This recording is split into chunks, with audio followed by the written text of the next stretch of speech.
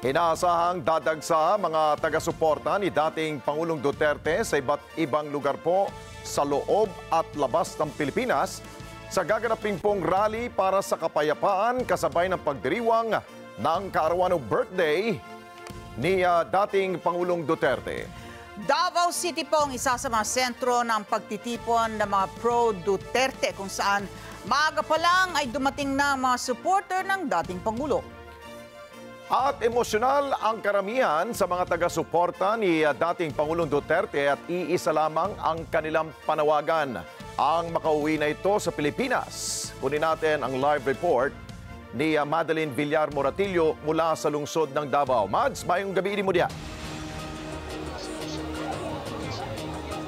Yes, magandang gabi rin sa inyo dyan sa Maynila. Eto nga nako, kanina pa puno yung kahabaan ng CM Recto at maging yung Rojas Avenue dito at maging yung karugtong na kalsada nung dalawang pangunahing lansangan na yan dito sa Davao City. Puno yan ang supporters ni dating Pangulong Rodrigo Duterte na nakikiisa sa ginagawa nilang rally ngayon bilang bahagi ng selebrasyon ng 80th birthday ng dating Pangulong Rodrigo Duterte.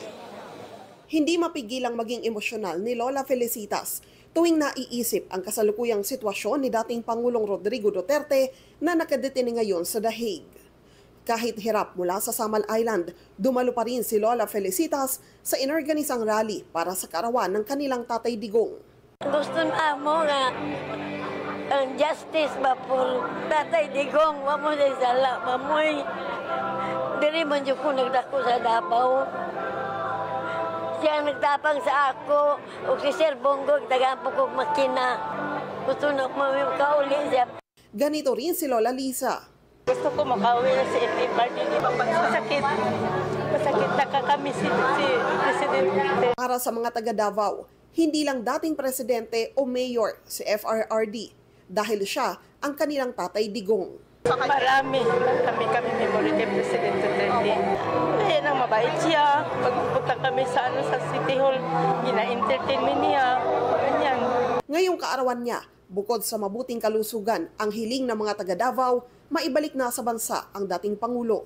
Balik na siya doon sa Pilipinas, sa Davao. Happy birthday, Tatay Digong. Unta, mabalik na ka doon sa Davao.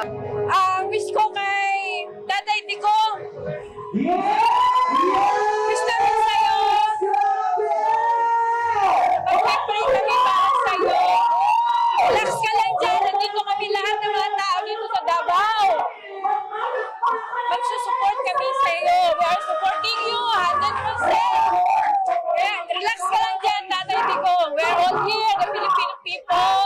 Miss ko na si Tatay. Sana makauwi na siya. Happy birthday po. And come back home. We miss you here. Po namin na makabalik na siya sa Pilipinas po. Marami pong naghihintay sa kanya. Masama ang loob ng mga taga Davao na isinuko sa ibang bansa ang dating Pangulo. 80 years old na po siya ngayon. So sana man lang dili pagkait sa tong gobyerno nga pauwi na to siya dire kay napakamali po no. Una-una may court tayo dito na pwede naman siya litisin dito. Una-una mali yung pagpapadala niya doon. Hindi siya dumaan ng korte natin no. So bilang isang Pilipino ipaglaban natin ang ating soberanya at sa ating judicial dito. May korte tayo dito na dito siya ilitis sa ating bansa po. Yun lang po sa akin no na gusto natin na tamang proseso. Panawagan nila sa gobyerno, gumawa ng paraan para maibalik ang dating Pangulo sa Pilipinas. Sana gumawa na sila ng paraan para makauwi po si Tatay. Dahil alam po natin na wala siyang kasalanan. Para sa atin lang naman, ikabubuti ng Pilipinas ang ginawa niya. Panawagan po namin sa Philippine government is that to help the person or the former president na makalabas. Naabutan naman natin ang grupong ito na namimigay ng kulay green na tali. Wala kaming exact instruction bakit tinatali siya. For what we are doing now is tinali namin for solidarity. And wish ko kay President Rodrigo Duterte is bibigyan pa siya ng mahabang buhay. Ngayong araw, isang malaking aktibidad ang ginagawa dito sa Davao City para sa selebrasyon ng kaarawan ng dating Pangulo. Bukod sa malaking stage sa kanto ng CM Recto at Rojas Avenue, sarado rin ang ilang kalsadang nakapalibot rito. Tinawag nila ang aktibidad na Rodi at 80 na isa umanong Global Filipino Solidarity. Sabi ng pulisya, inaasahang aabot sa higit 100,000 katao ang dadalo sa aktibidad. Alex, ngayong hapon ay dumating si Senator Ronald Bato de la Rosa. Isa si Senator Bato sa mga speaker kaugnay sa pagdiriwang ng kaarawan ng dating Pangulong Rodrigo Duterte. Ito yung kauna-unahang pagkakataon na nakita siya ng publiko mula nang maaresto si dating Pangulong Rodrigo Duterte at madala nga sa dahig. Yung isa sa mga tinanong natin kanina kay Senator Bato, yung issue na nagtatago umano siya. Ang sabi niya, hindi siya nagtatago at yung sinasabing nagtatago siya na yan ay pinapalabas lang daw yan ng kanyang mga kalaban. Ang wish niya para sa birthday ng dating Pangulong Rodrigo Duterte ay good health at sana ay makauwi na siya sa bansa. Yung tanungin naman natin kung pagkatapos ba ng event na ito, ano na yung kanyang plano. Ang sabi niya ay itutuloy daw niya yung kanyang pangangampanya. Balik sa inyo dyan, Alex. Okay, Mads, hanggang anong oras sila dyan sa kanilang pagtitipon dyan sa CM Recto? Alex, alam mo, ang dami nating tinanong kanina rito pero wala silang maibigay na oras kung hanggang anong oras itong kanilang isinasagawang aktibidad dito sa CM, kahabaan ng CM Recto, corner Rojas Avenue.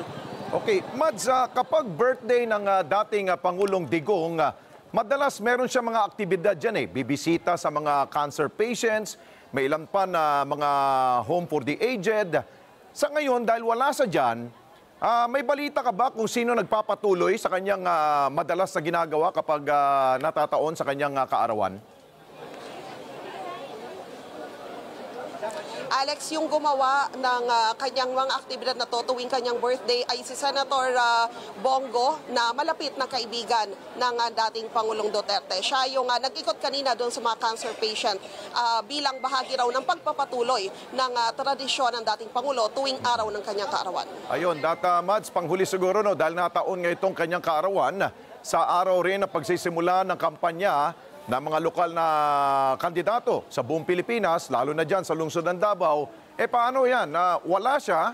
Meron bang humahalili sa kanya at sinong gumaganap naman o gumagampanan para hahalili muna sa kanya para sa pangampanya?